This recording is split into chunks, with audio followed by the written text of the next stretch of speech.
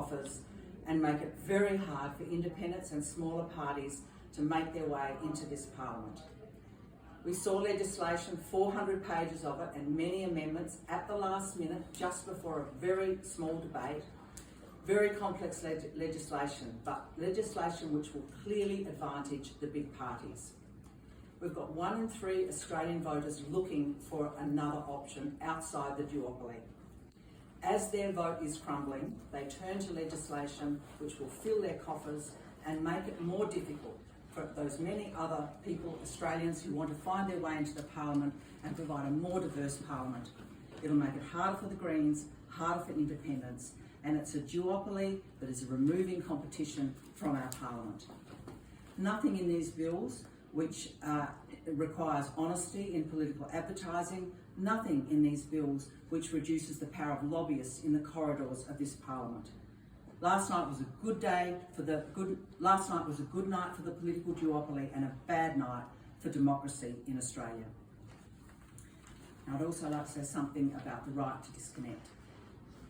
The Greens fought very hard, and I personally introduced the amendment for the right to disconnect for Australian workers.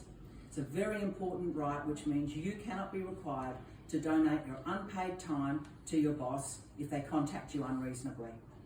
We've heard research this morning that says Australian workers on average have had 100 minutes of unpaid time returned to them each week since those laws, very important laws, were passed.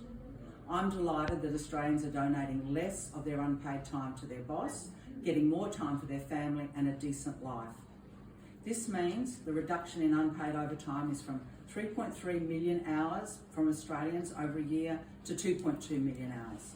That's a very important improvement in the quality of life for Australian workers, and it shows the right to disconnect must continue and is an important innovation in our workplaces.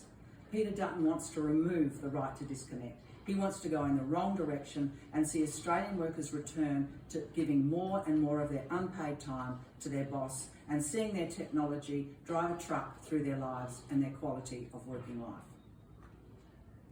The final issue, third issue,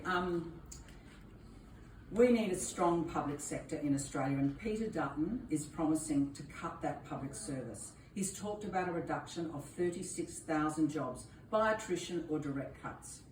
Australians know we need those services: health, education, all of the backroom jobs that turn the wheels of our public services. The cuts that a Dutton government would give would change the lives and quality of service for so many Australians on many fronts. Centrelink, Veterans Affairs, the things that so many Australians depend on. And what those cuts will deliver, more than anything else, is a great big new trough of money for the big four consultants to get back into the public sector and harvest conflicts of interest and provide very poor value for money. We know it costs 3 times as much for a public service, we know it costs 3 times as much for a consultant to provide a service relative to a public servant. So we need an efficient public sector that delivers the services we need, and we don't need Peter Dutton's cuts and the cuts to the services that will mean. Terrific.